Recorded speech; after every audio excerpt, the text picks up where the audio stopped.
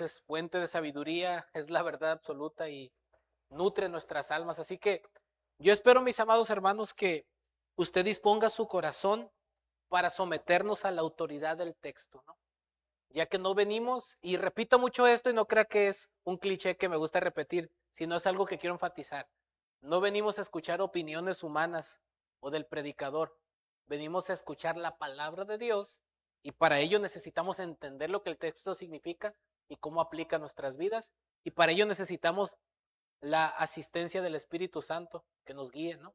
Así que damos gracias a Dios, nuestra responsabilidad es orar y estudiar el texto y escuchar con atención y la obra del Espíritu Santo es usar eso para edificarnos en la verdad. Así que dispongamos nuestros corazones, mis amados hermanos, para estar atentos a cada palabra, cada frase del texto, y Dios tiene algo que decirnos el día de hoy por medio de su palabra. Amén. Así que acompáñeme ahí a Tito capítulo 2.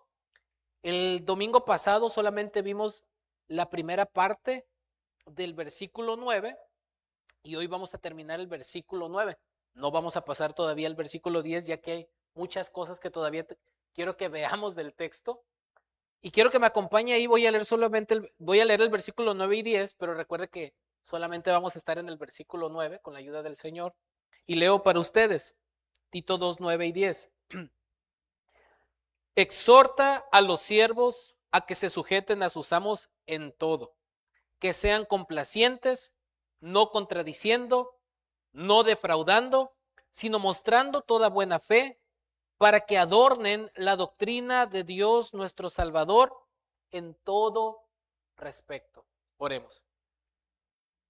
Amado Dios, venimos delante de ti, dándote gracias por tu bondad, amor y misericordia, por tu palabra que es viva y eficaz. Te rogamos que nos guíes a través del texto, que tu Santo Espíritu nos ilumine para entender lo que ya fue revelado, ya que no hay más revelación, Señor, sino tu palabra es suficiente, es poderosa, es inerrante, es viva, es eficaz. Gracias por la Biblia, Señor. Gracias por tu Santo Espíritu y gracias por esta iglesia, Señor, local en la cual tú nos has puesto para crecer a la semejanza de Cristo. Ruego que tu Santo Espíritu nos guíe al texto, que podamos entenderlo en su contexto, Señor, y aplicarlo en nuestra vida para tu gloria. Usa mis labios imperfectos y que el Evangelio también sea proclamado por tu gracia, Señor, que podamos ver a Cristo, Señor, las glorias de Cristo, Señor, también.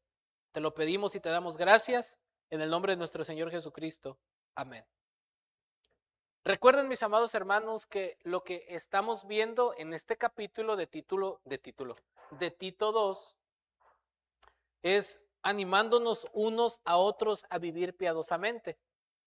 Y es importante, hermanos, siempre repito esto, porque quiero que estemos ubicados en lo que estamos viendo, ¿no? ¿Qué estamos viendo? Animándonos unos a otros a vivir piadosamente.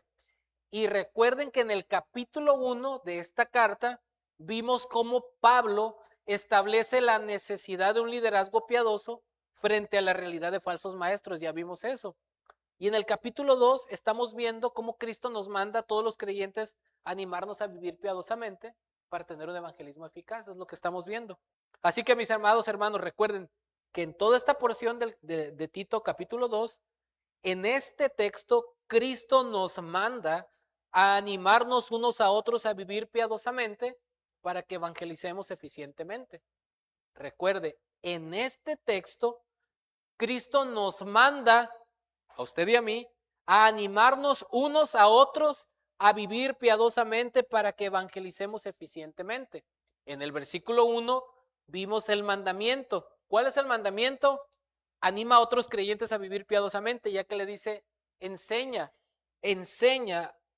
lo que está de acuerdo con la sana doctrina. ¿Y qué es lo que está de acuerdo con la sana doctrina? Del versículo 2 en adelante va a explicar qué es todo aquello que está de acuerdo a la sana doctrina. Y hemos visto a diferentes grupos. Hemos visto en el versículo 2 a los hombres mayores, de los versículos 3 al 5 a las mujeres mayores y a las mujeres jóvenes. De los versículos 6 al 9 vimos a los varones jóvenes y ahora de los versículos 9 al 10 estamos viendo el último grupo, que es a los que están bajo autoridad. En el contexto inmediato de esta carta eran esclavos, hoy en día, por implicación, lo aplicamos a la vida laboral, a los empleados, ¿no? Así que todo este tipo de grupos de personas había en la iglesia. Hombres mayores, mujeres mayores, mujeres jóvenes, hombres jóvenes y esclavos.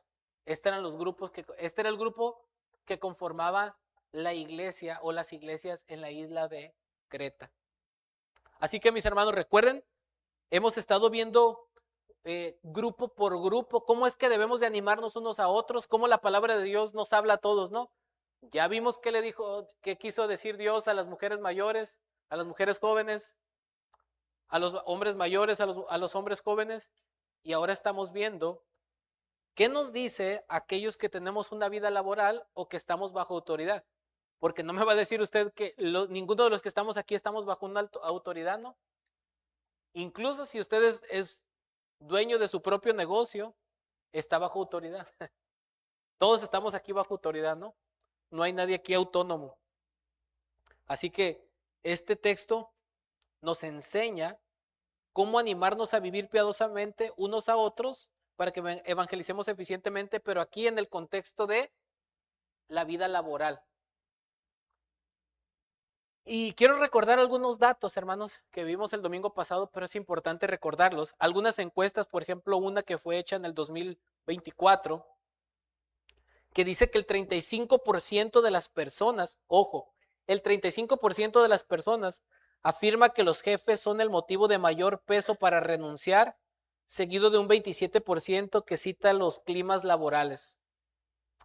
Otra encuesta, hablando acerca del liderazgo inadecuado y de que causa estrés, nos dice que el 40% de los trabajadores mexicanos, esta es otra encuesta del año 2024, el 40% de los trabajadores, de los mexicanos trabajadores encuestados señaló al liderazgo inadecuado como la principal causa de estrés laboral. Otra encuesta hecha en el 2021 afirma que el 41% de los empleados reportó al liderazgo inadecuado como causa de estrés. Otra encuesta hecha en el 2018 nos dice que 7 de cada 10 mexicanos ha sufrido acoso laboral y el 74% respondió que quienes lo ejercen con mayor frecuencia son los superiores. Otra encuesta hecha en el 2023 nos dice que hasta 45 de cada 100 mexicanos son infelices con el trabajo.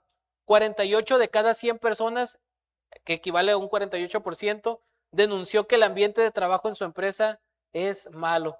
En otras palabras, son infelices con su empleo y una de las causas principales, no están contentos con los jefes que tienen. Aquí estoy señalando datos concretos, ¿no? Pero ya en nuestra experiencia, si usted ha trabajado en el ambiente en el que se desenvuelve, no me deja mentir que estas encuestas son reales.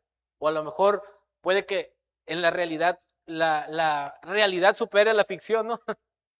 La mayoría de la gente, mis hermanos, si hacemos una encuesta a usted personal, muchos no están contentos con su trabajo y como ahorita la situación de que se están yendo empresas y todo por el mal gobierno que tenemos, ahorita que las empresas se están yendo y que es más difícil encontrar un empleo que otro, la gente se tiene que aguantar más en resistir en su trabajo, tiene menos opciones y están más amargados que nunca. ¿Sí o no? Esa es la situación en la que estamos viviendo, hermanos.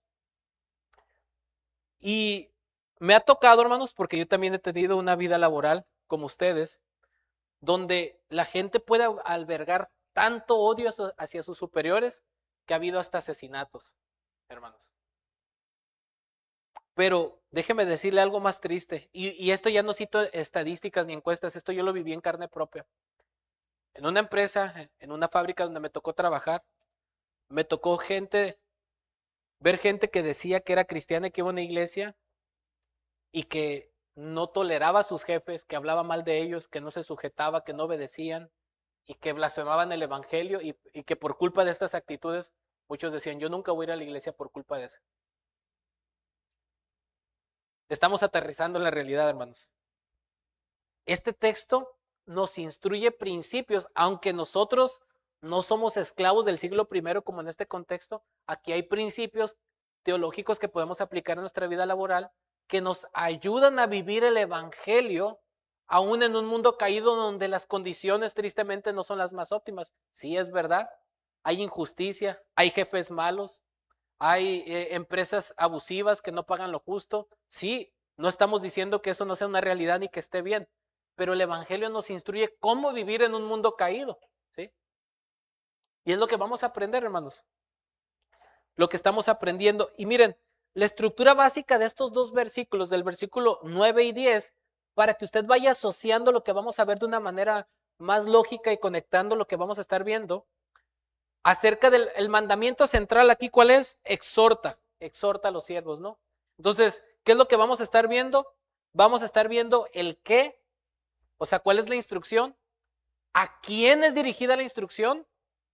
¿Cómo debe de ser obedecida esa instrucción? ¿Y para qué? ¿Sí? Entonces, con esto quiero que usted se ubique en el texto, ¿qué es lo que estamos viendo? El qué, el a quién, el cómo y el para qué. En estos dos versículos, miren cómo Dios es tan sabio y tan hermoso. No solamente nos dice que hagamos algo, nos da detalles, nos dice qué debemos hacer, nos especifica quién debemos hacerlo, nos especifica cómo debemos hacerlo y hasta nos da el propósito por el cual debemos hacer eso. Y es lo que vamos a estar viendo en estos dos versículos. El qué, el a quién, el cómo y el para qué. Comenzamos viendo el qué, parte del qué, que es exhorta.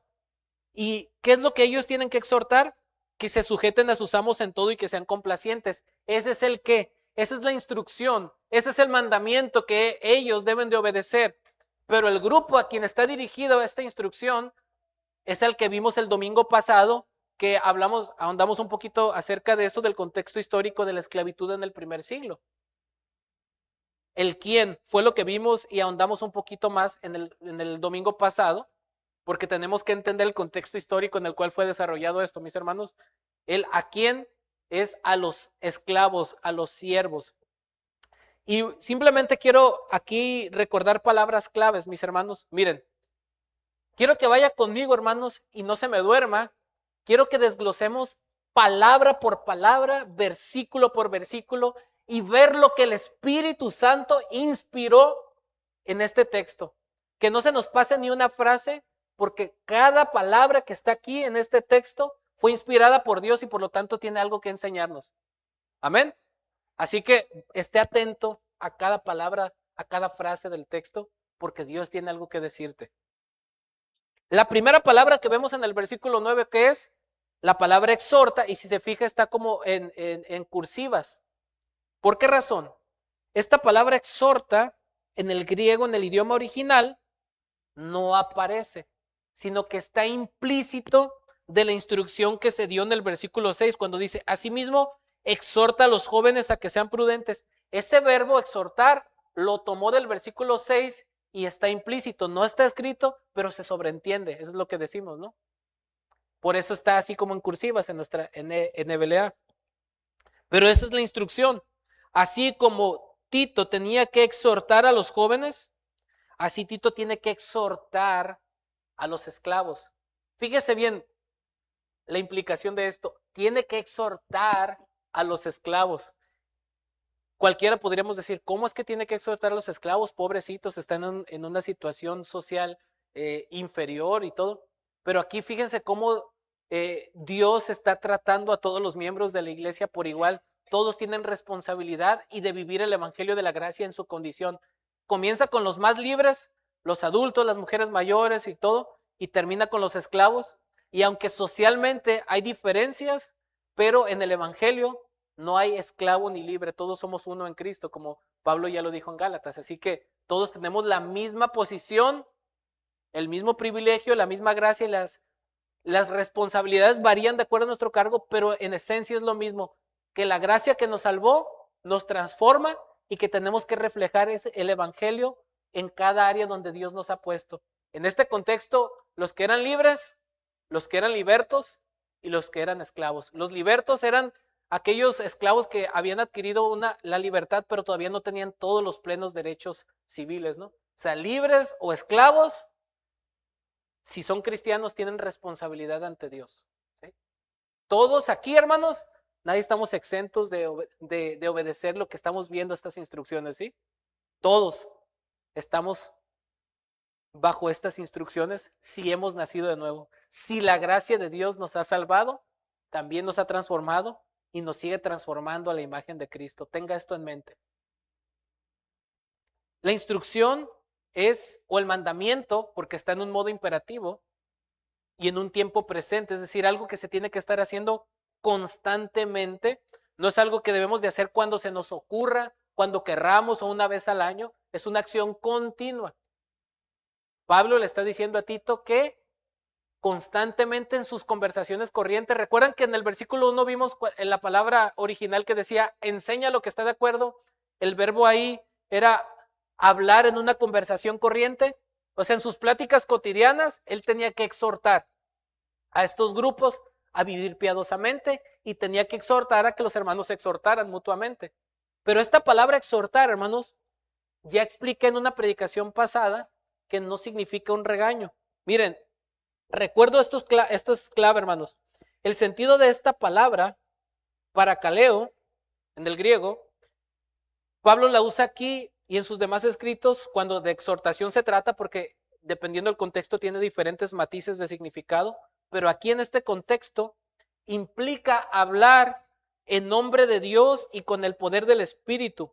Se puede decir que es un ruego amoroso, pero que también implica un tono de autoridad. Significa alentar a alguien para que siga un curso de conducta.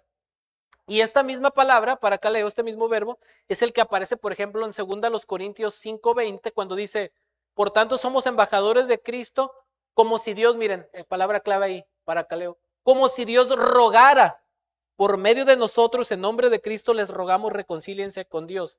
Es un ruego amoroso, pero tiene una nota de autoridad, ¿sí? No es autoritarismo.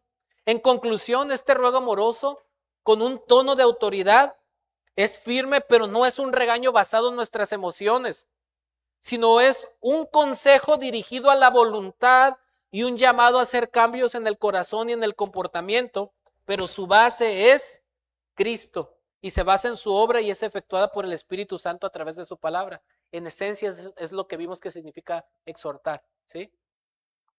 Recuerden que es un consejo dirigido a la voluntad y un llamado a hacer cambios en el corazón y en el comportamiento, pero la base de este consejo, esta exhortación, es la obra y persona de nuestro Señor Jesucristo, y el Espíritu Santo a través de la palabra hace que esa exhortación efectúe su propósito.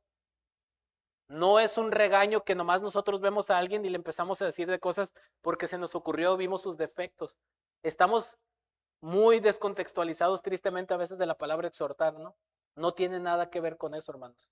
El punto es animarnos a hacer la voluntad de Dios, ¿sí? En las diferentes responsabilidades que tenemos como creyentes. ¿Vamos captando el punto, mis hermanos? Recuerden, vamos palabra por palabra porque quiero que entendamos el texto en su contexto, hermanos. No estamos aquí para escuchar opiniones. Antes de que usted quiera escuchar aplicaciones, ilustraciones, testimonios, opiniones, piense qué significa el texto, qué quiso Dios decir cuando lo dijo. Porque nosotros no podemos andar en el Espíritu y despreciar la palabra que el Espíritu Santo mismo inspiró y sacarla de su contexto y decir que tenemos una relación correcta con Dios. Así que tenemos que prestar atención a cada palabra y a cada frase en su contexto, si no estamos deshonrando a Dios mismo. Amén, mis hermanos.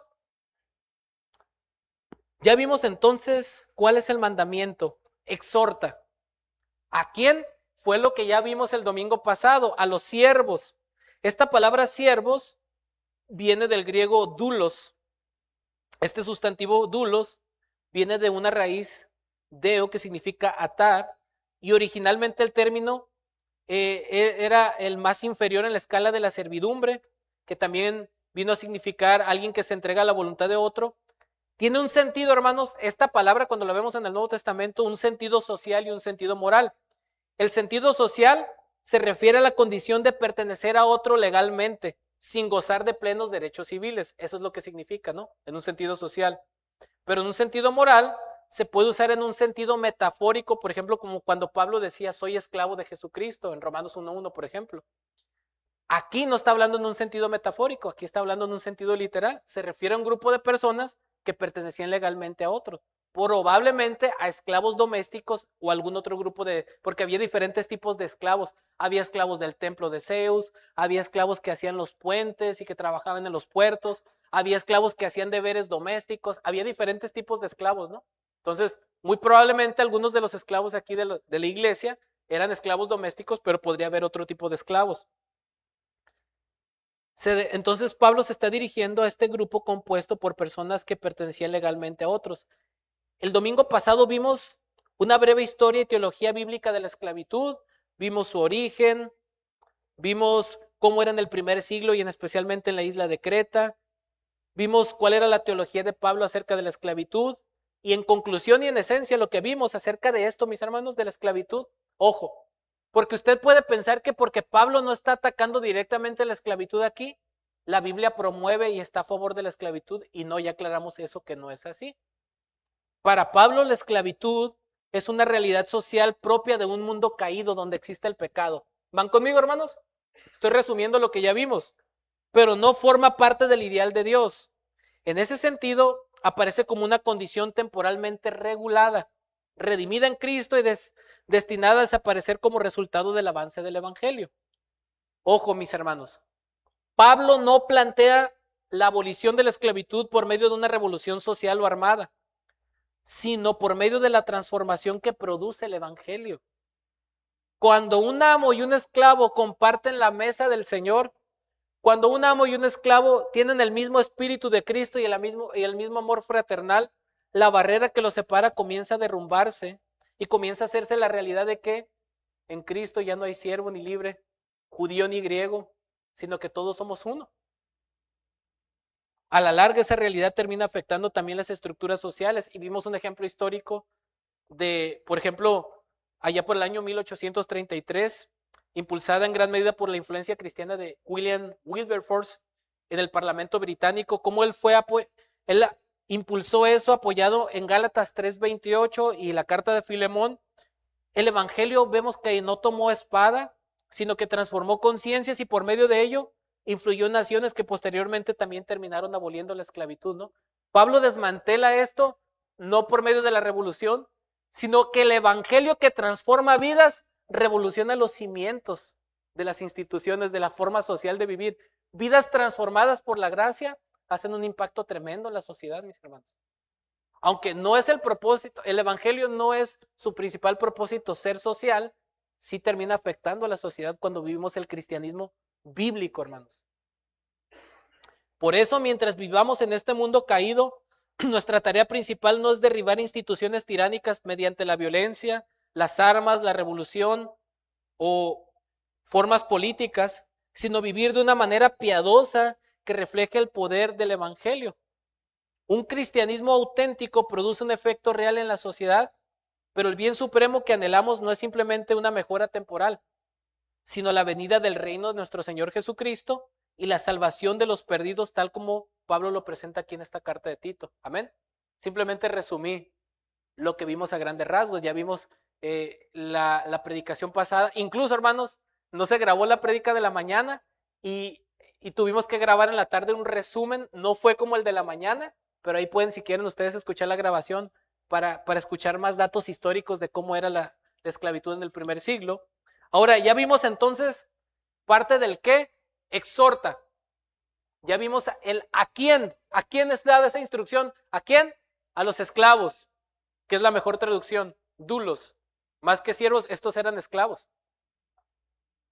A los esclavos. Ya vimos el a quién. Y ahora seguimos viendo el parte del qué. Exhorta, pero ¿exhortar a qué? Vamos a ver aquí dos verbos que nos describen qué es la responsabilidad principal de este grupo, cómo tienen que reflejar el Evangelio en su condición. Escucha, esto es importante porque por implicación estamos tomando principios para vivir nuestra vida laboral que glorifica a Dios. Hoy estamos en un ambiente, hermanos, donde hay personas incluso que se han suicidado por el estrés. Hay más ansiedad, hay depresión, hay problemas, llegan amargados en la casa, echándole la culpa a la mujer, que porque le quemaron la tortilla, que por qué no les hizo la comida, que por qué los hijos tienen un desastre y tantos problemas que han surgido hoy en día debido a la vida laboral, ¿no es cierto? Pero aquí vemos principios que nos van a ayudar cómo vivir el evangelio aún en esas circunstancias, hermanos, así que nos conviene. ¿Cuál es la responsabilidad de aquellos que están bajo autoridad o que tenemos una vida laboral? Ojo, estoy implicando el texto porque ninguno de nosotros somos esclavos en este contexto, no pertenecemos legalmente a otro, gracias a Dios, en el ámbito terrenal, pero sí estamos bajo autoridad y tenemos una vida laboral, ¿no? Así que por implicación estoy tomando este principio. ¿Cuál es la instrucción para aquellos que están bajo autoridad o tienen una vida laboral? La instrucción es la siguiente, mis hermanos. Sigo leyendo el texto. Exhorta a los siervos. Seguimos en el qué. ¿A qué? A que se sujeten a sus amos en todo, que sean complacientes. Miren, ¿cuál es la instrucción? Dos verbos que nos dicen cuál es la exhortación que debemos dar a este grupo. Número 1, sujetarse a sus amos. Número 2, ser complacientes. ¿Se fijan? Estos dos verbos nos describen entonces cuál es el contenido de esa exhortación, hermanos. ¿Sí? Porque Pablo no simplemente dice exhorta a los siervos y ya. Exhortarlos a que le echen ganas, a que sean buenas personas. No, exhorta en este ámbito específico a sujetarse a sus amos y a ser complacientes. Estas dos áreas son importantes. El primer verbo, vamos a analizarlo. A que se sujeten, exhórtales. ¿A quiénes? ¿Quién es el a quién, hermanos? A los siervos, recuerden el contexto. ¿A qué? A que se sujeten. Este verbo, hermanos, este verbo griego, tiene una connotación tiene una connotación de autoridad porque era un término que se usaba en el contexto militar. Su significado básico era ponerse bajo la sujeción de alguien, ordenar. El contexto de esta palabra implica que la persona voluntariamente se pone a sí misma bajo la autoridad de otra, ya que en la manera en que está conjugado este verbo, en voz media, implica que la persona que está ejecutando la acción la hace por su propia voluntad. No es una acción totalmente pasiva que alguien hace sobre él y que él no tiene control. El texto está diciendo, tú decides voluntariamente ponerte bajo la autoridad de. Ojo, ¿por qué le tiene que decir esto a los esclavos si ellos legalmente ya pertenecían a sus amos? Porque aquí no se está refiriendo simplemente a un autoritarismo. Pablo sabe que ellos son libres en Cristo, son unos en Cristo y que tanto el amo como el siervo son la misma persona delante de Dios. Pero el cristiano somos personas libres que voluntariamente nos hacemos siervos de los demás por amor a Cristo. ¿Ve el punto? La implicación es la voluntad. O sea, aunque tú perteneces legalmente a otro, no lo hagas como un simple deber, porque lo tienes que hacer y si no, no te dan de comer o te van a golpear. Hazlo voluntariamente, porque esto agrada a Dios. Tú pon tu voluntad bajo la autoridad de a quien le perteneces legalmente, porque eso honra a Dios. ¿Se fijan, hermanos? Esa es la implicación. Ojo, ya aclaré en el contexto que Pablo no está aprobando la esclavitud ni está diciendo que esté bien, sino que para Pablo es más importante cómo vivir el evangelio que derribar estructuras sociales por medio de la revolución. O sea, la revolución es vivir el evangelio. Más importante que tu estatus legal, porque Pablo también dice en otro contexto, si puedes hacerte libre, procúralo. Es bueno, pero más importante que el término legal o social en el que estamos es vive a Cristo en el contexto que estás. Y el hecho de someternos voluntariamente a la autoridad de alguien refleja incluso a Cristo mismo, que se sometió voluntariamente al Padre para salvarnos, que siendo Dios se hizo siervo y se humilló en la cruz, por lo cual le fue conferido el nombre que es sobre todo nombre, el título del Señor. Tenemos un ejemplo de él. Vemos esto, mis hermanos. Voluntario, o sea, un esclavo es algo paradójico, hermanos. Un esclavo es alguien que ya ha sido liberado por Cristo, ya es libre, pero que voluntariamente decide servir a su amo por amor a Cristo, en otras palabras. Ese es el punto. Voluntariamente sométete. Ustedes mismos decidan voluntariamente mantenerse en sujeción. Además, este verbo está en un tiempo presente, lo cual describe una acción continua y habitual. No es algo esporádico o no depende del momento, del ánimo, de la conveniencia personal. Este participio implica entonces una acción habitual, algo que tenemos que estar haciendo, ojo, constantemente. Pero en este verbo infinitivo nos implica una acción continua y habitual. Dije participio, no es un participio. Este verbo infinitivo nos implica que tenemos que hacer la acción continua y habitual. Hermanos, ¿por qué enfatizo esto? Porque el sujetar, no, yo la semana pasada, pastor, sí obedecí a mi jefe, pero 5 días le hiciste la vida imposible y no obedeciste nada. Es algo continuo, un estilo habitual de vida. Una vida transformada por la gracia que se evidencia en el día a día, en el momento tras momento. Esa es la implicación. Ahora, también el texto, mis hermanos, nos dice algo importante para delimitar esta instrucción, porque alguien podría pensar en el contexto del primer siglo de que alguien en el estatus social de esclavo, como era esclavo, cualquiera lo podía mandar a humillar o hacer algo y él tenía que someterse a todos. Ok, cada siervo, cada esclavo tenía su amo. Cada uno de nosotros en nuestra empresa tenemos nuestros jefes.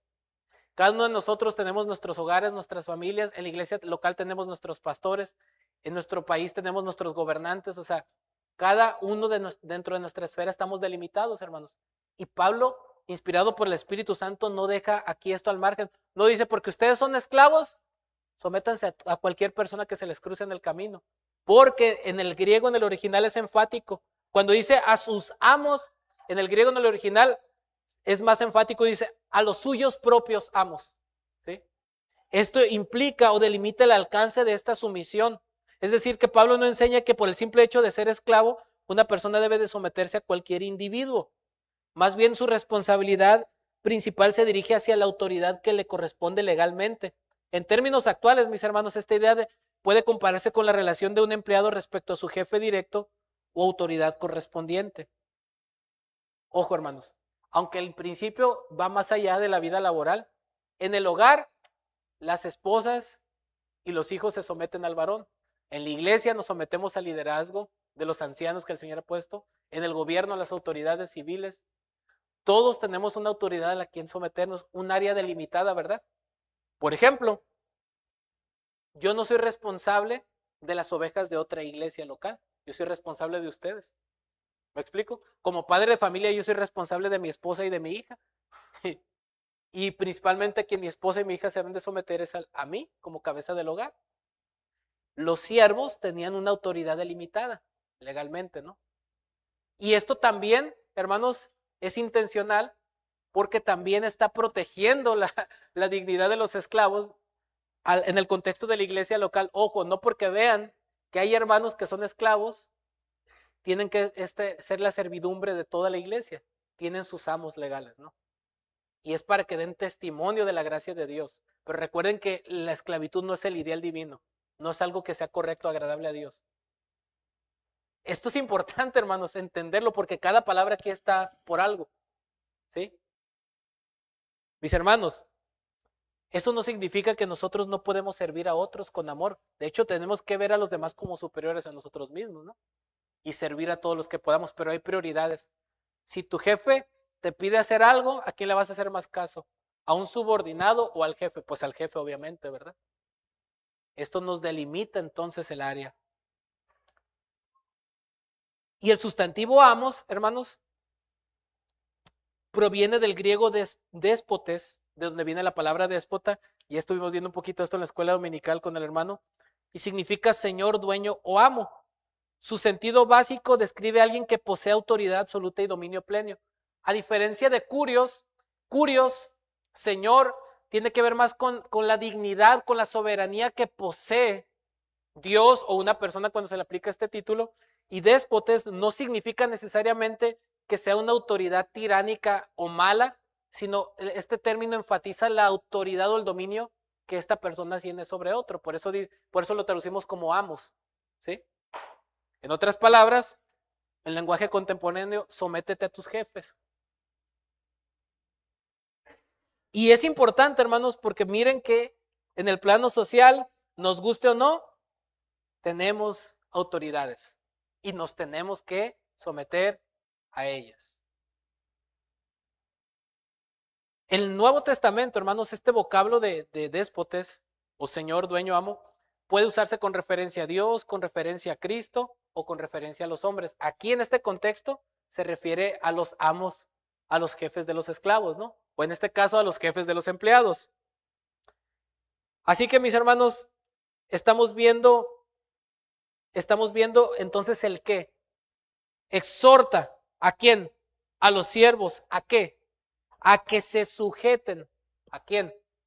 A sus amos. Ahora vamos a ver el cómo. No solamente nos dice, sujétense y ya, porque puede haber malas interpretaciones. Puede haber abusos tanto por parte de los amos como puede haber abusos también por parte de los esclavos o de los empleados. Hermanos, escuchen esto. Cada frase que estamos viendo aquí en el texto es importante. Y la siguiente frase nos va a decir cómo someternos. Miren lo que dice el texto. Noten que el texto no dice exhorta a los siervos a que se sujeten a sus amos, que sean complacientes. El texto no dice eso. Ojo, van a ver la diferencia. Exhorta a los siervos a que se sujeten a sus amos en todo. Esa frase no está ahí de más. Tiene una enseñanza. Preste atención. Esa frase en todo nos dice el cómo obedecer este mandamiento, ¿no? O esta acción que debemos de hacer. En todo, hermanos, aunque está colocada entre dos verbos aquí en medio, por ejemplo, a que se sujeten a sus amos en todo y que sean complacientes. Algunos exegetas, algunos eruditos, piensan que esta frase en todo aplica tanto a sujétense a sus amos como sean complacientes, o sea, sujétense en todo y sean complacientes en todo. Y esa era mi postura exegética, pero estudiando más el contexto, creo que es en todo está delimitado la primera instrucción, a que se sujeten. Y el de ser complacientes, lo que va a complementar y nos va a decir cómo ser complacientes son las demás instrucciones que dice no contradiciendo, no defraudando. Esas son las maneras en cómo nosotros vamos a ser complacientes. Entonces, si se fija, cada instrucción tiene su cómo hacerlo. ¿Cómo estar sujetos? En todo. ¿Cómo ser complacientes? No contradiciendo, no defraudando, sino mostrando toda buena fe. Esa es la manera, ¿sí? Quiero que vayan conmigo en esto, hermanos. Pero, ojo, mis hermanos, es en todo, no tiene alcances ilimitados. Déjeme decirle primero lo que sí significa, ¿no? Le voy a poner en contexto. ¿Qué tal si un amo dice, no vayas a la iglesia, no eres la Biblia y drógate, emborráchate? Ah, es que la Biblia dice que me tengo que someter a mis jefes en todo. Mi jefe me invitó a tomar, así que tranquilo. Lo está sacando de contexto. ¿En qué contexto aplica esta frase? Ojo, mis hermanos. En todo indica que el siervo debía sujetarse en cada aspecto de sus deberes y no solo en aquello que le resultara agradable o conveniente. Así Pablo describe una obediencia constante y completa dentro de esa esfera, sin excepciones dictadas por la preferencia personal. No, me tocó estar en había unas cosas que a algunos compañeros nos encantaba hacer, pero había otras cosas que nadie quería hacer, ¿no? Y sobre todo cuando se trataba de asuntos de limpieza, a nadie le gustaba, ¿no? Y cuando el jefe decía, fulano de tal, limpia eso, ponían una cara como la del exorcista. Pero cuando se trataba de ir a un curso donde iban a estar ingenieros y todo, claro que sí, jefecito. En todo. No solamente en aquello que nos agrada, que nos gusta. Sin embargo, ese en todo, hermanos, también tiene un límite bíblico. Ya les puse un ejemplo, ¿no? Significa entonces que si mi jefe dice, vas a trabajar el domingo y no vas a ir a la iglesia y aparte te vas a emborrachar conmigo. Ay, pues me vas a someter. Tranquilos, hermanos. Ese en todo tiene un límite bíblico. Hablando ya, viendo el contexto teológico del pasaje, hermanos, ojo, viendo el contexto amplio. Si un amo ordenaba algo contrario a los principios revelados en la palabra de Dios, tenemos ahí Hechos 5:29 que dice que es necesario obedecer a Dios antes que a los hombres. Eso es un principio. ¿Qué decían las autoridades ahí a los apóstoles? No prediquen a Cristo. Ellos decían, no podemos dejar de predicar, ¿no?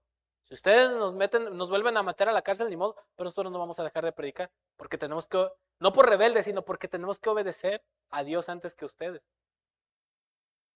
En tales casos lo correcto era buscar agradar a Cristo. Miren otros principios, Gálatas 1:10. Estamos comparando, hermanos, escritura con escritura. Gálatas 1:10, miren lo que dijo Pablo. Porque busco ahora el favor de los hombres o el de Dios. ¿O me esfuerzo por agradar a los hombres? Si yo todavía estuviera tratando de agradar a los hombres, no sería siervo de Cristo. Ojo, hermanos, la Biblia no se contradice. Más adelante también les dice, sean complacientes en todos. Y aquí Pablo está diciendo, no busco agradar a los hombres. Ojo, no es que Pablo se parara en el púlpito y, como yo no estoy aquí para agradar a los hombres, los voy a regañar y atacar con soberbia y los voy a insultar. No, no se trata de hacer que la gente nos odie gratis, ¿no? En el contexto de que Pablo no iba a ceder el evangelio, los principios bíblicos, hermano. Pero obviamente en aquello que no transgrede la palabra de Dios, se nos manda a ser amables, humildes, complacientes, poner los intereses de los demás antes que los nuestros. Un cristiano debe ser la persona más mansa, más humilde, más amorosa, más agradable del mundo, que le da preferencia a los intereses de los demás antes que los suyos. Pero ojo, cuando se trata de poner en tela de juicio un principio de la palabra de Dios, lo siento mucho, pero en esto no puedo porque tengo que ser fiel a Dios. ¿Ven el punto, mis hermanos? En tales casos, tenemos que agradar a Cristo antes que a los hombres. Y hay otro versículo paralelo que nos habla de una idea similar, mis hermanos. Ahí en Efesios, por ejemplo, 6:6. Efesios 6:6 y 7, miren lo que dice. Bueno, desde el versículo 5, siervos, obedezcan a sus amos en la tierra con temor y temblor, con la sinceridad de su corazón como a Cristo, no para ser vistos, no como los que quieren agradar a los hombres. Literalmente la frase en griego sería, no como esclavos de los ojos, no como los que quieren agradar, no siendo esclavos de las miradas, de los que quieren agradar a los hombres, sino como siervos de Cristo, haciendo de corazón la voluntad de Dios. En tales casos lo correcto es buscar agradar a Dios y los empleados debemos de ser complacientes con los jefes y obedecer, pero no porque ellos sean dioses, sino por nuestro amor a Dios, para dar testimonio del evangelio. ¿Ven el punto? Nuestra lealtad es a Cristo. Y aún en tales casos, si tenemos que desobedecer una orden impía, aun si eso implica asumir el riesgo de desobedecer por causa de la conciencia, pero no por rebeldía, sino por causa de la conciencia, como ocurrió, por ejemplo, hermanos, tenemos un ejemplo bíblico donde Dios honró una desobediencia justificada, hermanos, a las autoridades. Miren, déjenme ir a este texto en Éxodo 1:15 para que vean cómo Dios honró una desobediencia justa. Ojo, no fue rebeldía, sino una lealtad a Dios antes que a los hombres, antes que al gobierno. Miren lo que dice Éxodo 1:15 al 17. Al enterarse Faraón, hablando de las parteras, cuando Faraón mandó matar a todos los bebés en Egipto de los hebreos, ¿recuerdan esto? Al enterarse Faraón de lo que había pasado, trató de matar a Moisés, perdón, estaba en el capítulo 2, Éxodo 1:15. Entonces el rey de Egipto habló a las parteras de las hebreas, una de las cuales se llamaba, miren, hasta la escritura cita sus nombres, Cifra y la otra Puá, y les dijo, cuando estén asistiendo a las hebreas a dar a luz y las vean sobre el lecho del parto, si es un hijo le darán muerte, pero si es una hija entonces vivirá. En otras palabras, les estaba mandando a hacerlas de aborteras, ¿no? Aborten a los niños. El faraón era muy progresista, ¿no? Era progresista. Pero las parteras temían a Dios, fíjense el contraste, pero las parteras temían a Dios y no hicieron como el rey de Egipto les había mandado, desobedecieron, sino que dejaron con vida a los niños. ¿Qué nos dice el texto más adelante? Que Dios las bendijo por eso. Pero no es que ellas querían estar en contra de la autoridad, sino no iban a matar a los niños porque eso no era correcto. Dice que temían a Dios y Dios las bendijo por eso. Así que cuando tenemos que desobedecer por causa de la conciencia y por amor a Cristo, no es con soberbia. No te voy a obedecer porque tú te vas a ir al infierno y yo sirvo a Cristo. No. Me gustaría someterme, pero no puedo en esto. Mi conciencia no me lo permite y las escrituras no me permiten eso. No puedo aprobar el aborto. No puedo aprobar a gente que se cree otra cosa contraria a su naturaleza y tratarlo como lo que no son. No puedo aceptar leyes impías. No puedo aceptar eso. porque simplemente va en contra de Dios. Aunque le llamen a lo malo bueno, Dios lo sigue llamando malo y yo principalmente soy siervo de Cristo. Ese es el contexto de en todo. ¿Se fijan, mis hermanos? Entonces no es por rebeldía, sino es por causa de la conciencia. Ahora, enfatizo lo que sí significa. Recuerden, en todo, ya vimos lo que no significa y lo que sí significa. En todo no se refiere en todo aquello que pueda transgredir los principios bíblicos. ¿Estamos aquí? Pero en todo sí significa que los empleados debemos sujetarnos en cada aspecto de nuestros deberes y no solo en lo que nos resulta agradable y conveniente. Así Pablo describe una obediencia constante y completa dentro de esa esfera, sin excepciones dictadas por la preferencia personal. Esa es la implicación. Amado hermano, ojo, te sometes a tus jefes en tu trabajo en todo lo que concierne a tus responsabilidades laborales, aún aquello que aunque no sea tu responsabilidad primordial, eso no es mi trabajo, yo no firmé el contrato para eso, aún aquello que contribuye para hacer mejor tu trabajo, o solo en aquello que te conviene para quedar bien con algo, con alguien, aquello que te gusta, si te van a dar un ascenso, si te van a pagar extra. Recordemos lo que el apóstol mismo nos recuerda en Efesios 6, 5 y 7, que ya lo leí. Siervos, obedezcan a sus amos en la tierra con temor y temblor, con la sinceridad de su corazón como a Cristo, no para ser vistos como los que quieren agradar a los hombres, sino como siervos de Cristo haciendo de corazón la voluntad de Dios. Sirvan de buena voluntad como al Señor y no a los hombres, sabiendo que cualquier cosa buena que cada uno haga, esto recibirá del Señor, sea siervo, sea libre. El propósito de esta conducta, mis hermanos, el propósito de esta conducta no es, la sujeción no es un fin en sí mismo, sino es un medio, ojo, no es una sujeción ciega, servil. El propósito de esta conducta aparece en la segunda parte del versículo 10. Fíjese lo que dice la segunda parte del versículo 10. Para que adornen la doctrina de Dios nuestro Salvador en todo respecto. Ese es el propósito. Además, la base para vivir de esta manera, no proviene de nuestro propio esfuerzo. Proviene de la gracia de Dios. La misma gracia que nos salvó es la que nos santifica, como Pablo lo explica de los versículos 11 al 14, que la gracia de Dios se ha manifestado para salvación. Dice el versículo 11, porque la gracia de Dios se ha manifestado trayendo salvación a todos los hombres, versículo 12 en adelante, enseñándonos que renunciando a la impiedad y a los deseos mundanos, vivamos en este mundo de esta manera. La gracia de Dios es la que nos capacita para vivir de esta manera. Esto no puede ser posible en nuestros propios esfuerzos. Entonces vimos el primer complemento del que, ¿no? Exhorta a los siervos, ¿a qué?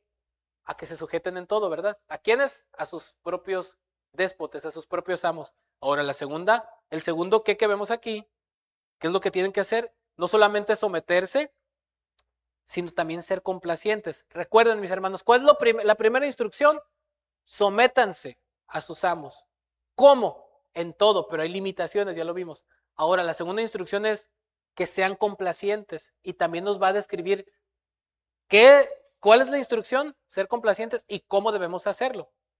Esta palabra complacientes, que sean complacientes, proviene de una palabra griega que significa agradable o también complaciente. En su uso original, este término expresaba la idea de establecer una relación positiva o hacer las paces. Pero con el tiempo también llegó a significar agradar con matices, ojo, ¿qué matices tiene esta palabra griega? Buena disposición, actitud amable y deseo de complacer.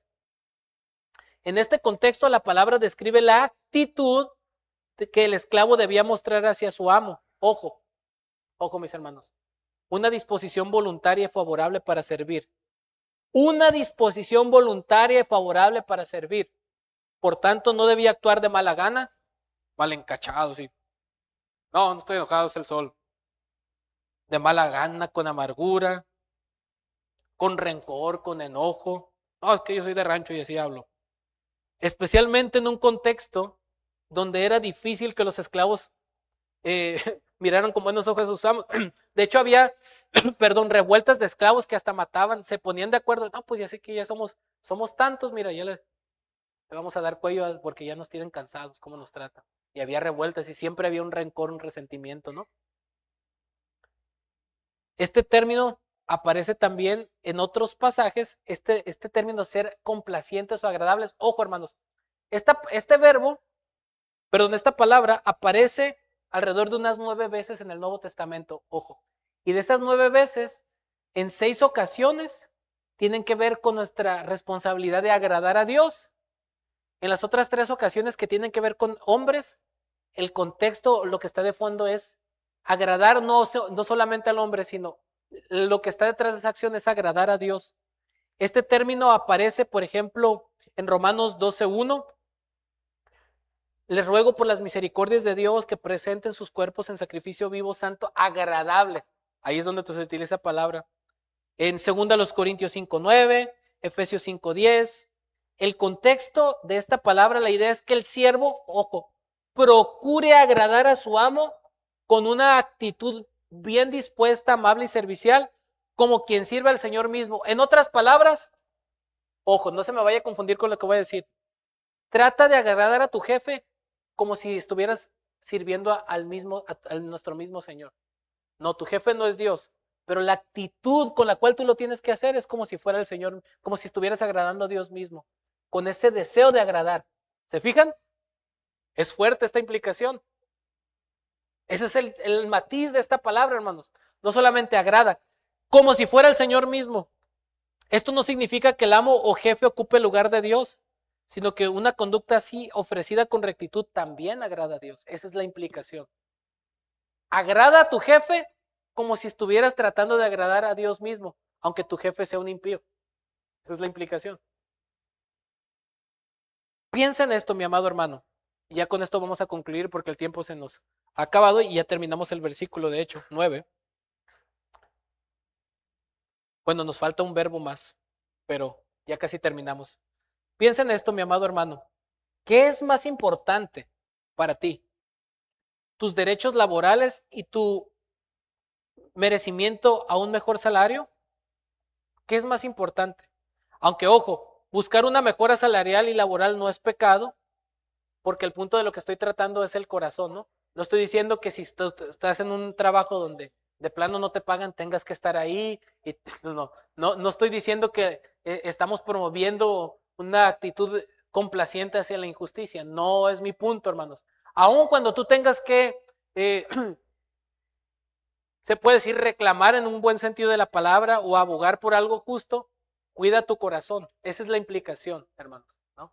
No estamos, recuerde, no estamos defendiendo aquí ni la esclavitud, ni una condición servil, ni estamos defendiendo injusticias, no, porque el evangelio quiere derrumbar de raíz todo eso. Al vivir el evangelio va a hacer que todas esas injusticias sean hechas a un lado al vivir una nueva vida en Cristo. El propósito es vivir la justicia, pero más allá que nuestros derechos personales, está el evangelio, mis hermanos.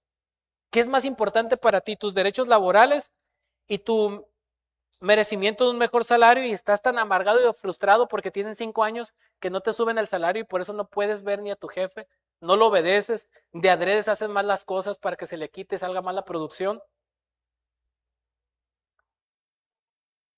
¿Haces las cosas con contentamiento si el jefe te valora o no? ¿Qué es más importante, que el jefe te valore o adornar la sana doctrina para que las personas no tengan excusas de venir a Cristo? ¿En qué te estás enfocando más en tu vida laboral? ¿Vives amargado y con resentimiento o vivirás para adornar la sana doctrina con una actitud para que Cristo sea glorificado?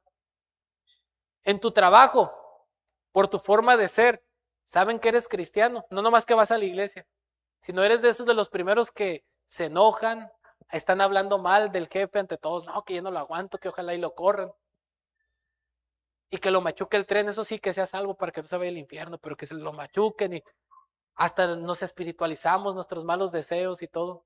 Nos expresamos mal, andamos amargados, hacemos las cosas ya sin ganas, con una cara, con enojo, con irritación. Ojo, mis hermanos, no es al hombre a quien estamos sirviendo. Cada martillazo, cada tornillo que tú pones, cada barrida, cada cosa que tú haces y yo, lo hacemos delante de Dios, ante la presencia de Dios y para su gloria. Y aunque el hombre abuse, Dios no va a abusar. Él nos va a recompensar. Y no somos esclavos, somos libres porque Cristo nos ha hecho libres para que voluntariamente podamos servir por amor a otros, hermanos. No te hace ser inferior el voluntariamente ser servicial y ponerte al servicio de otros. De hecho, el Señor definió eso como la verdadera grandeza, que el que quiera ser grande, que sea el siervo de todos los demás. La verdadera grandeza en el cristianismo, hermanos, está en humillarnos voluntariamente, en servir voluntariamente, porque hemos recibido algo tan grande que no merecíamos, que es la salvación. Tenemos una relación con Cristo, que voluntariamente yo puedo ver a los demás como superiores a mí mismo y servirles en amor, porque quiero que vean a Cristo para que ellos un día también sean libres, así como Cristo me dio la libertad a mí. Porque si este jefe no es cristiano, pasará toda la eternidad en el infierno. Y no podemos dormir a gusto sabiendo eso, hermanos, que aunque nosotros tengamos un sueldo más bajo y este jefe sea abusivo, pero si él no se arrepiente se va a ir al infierno. Y nosotros conocemos la verdad del evangelio. ¿Cómo vamos a estar más preocupados por las cosas terrenales que por la eternidad, hermanos? ¿Ven el punto? Lo más importante entonces, mis hermanos, es adornar la doctrina de Dios, nuestro Salvador, en todo respecto, porque la gracia de Dios se ha manifestado para salvación. Eso lo vamos a ver ya más adelante. Y ojo, noten que dejé una palabra pendiente en el versículo 9, porque estas dos palabras, no contradiciendo, no defraudando, sino mostrando toda buena fe, nos describen, son participios que nos describen cómo obedecer el ser complacientes, nos describen la manera en cómo debemos de ser complacientes, y por eso quiero llegar hasta aquí, hasta el qué de esta instrucción, y el cómo lo vamos a ver el próximo domingo, con el favor de Dios, con la ayuda del Señor. Pero quiero que vayan comprendiendo, hermanos, cada frase, cada palabra en su contexto, y cómo Dios quiere que apliquemos esto a nuestra vida hoy. Amén, mis hermanos. Recuerden esto, que nosotros hemos sido librados de la esclavitud al pecado para ser esclavos de Cristo, para servirnos en amor unos a otros. Esclavo y libre, amo y esclavo, son lo mismo ante el Señor. Es a lo que se refiere en Gálatas Pablo. No está diciendo que ya no hay roles ni funciones distintos. Un hombre sigue siendo un hombre, una mujer sigue siendo una mujer, un esclavo seguía siendo esclavo, un libre seguía siendo libre, sino cuando dice ya no hay hombre ni mujer, varón ni mujer, esclavo ni libre, judío ni gentil, se refiere a nuestra posición en Cristo. La gracia que nos ha salvado nos hace uno en valor y dignidad y salvación, somos iguales, pero tenemos responsabilidades distintas, ¿no? Y en este lado de la eternidad, en un mundo caído donde la esclavitud y donde las injusticias laborales no son el ideal, Dios quiere que desmantelemos esas instituciones impías, no mediante la revolución o exigiendo nuestros derechos, sino viviendo vidas piadosas, para que Dios los salve y entonces, estando en Cristo, puedan hacer las cosas por amor, para la gloria de Dios, no simplemente para tener una sociedad mejor. ¿De qué nos sirve tener una sociedad, entre comillas, más justa si todos se van a ir al infierno? Queremos el reino de Dios, hermanos, a Cristo, su gloria, su dominio sobre todos los hombres. Esa es la prioridad.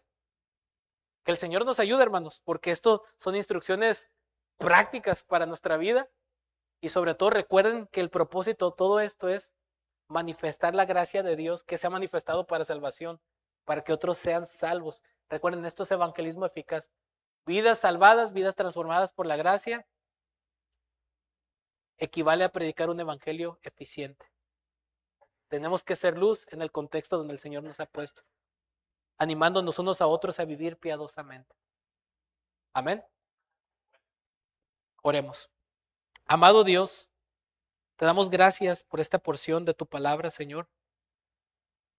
Sé, Señor, que hay muchas cosas que nos cuesta trabajo entender, aplicar, obedecer, porque nuestro orgullo es tan grande, pero ayúdanos a voluntariamente, siendo libres en Cristo, hacernos esclavos de los demás, no en el sentido servil, sino en el sentido del amor, de la voluntad y de la gracia, para que otros puedan ver, no gente rebelde que hace lo que quiere, malhumorada, rencorosa, sino gente transformada por tu gracia, que estamos llenos de amor, porque tú nos has perdonado y nos has salvado del infierno.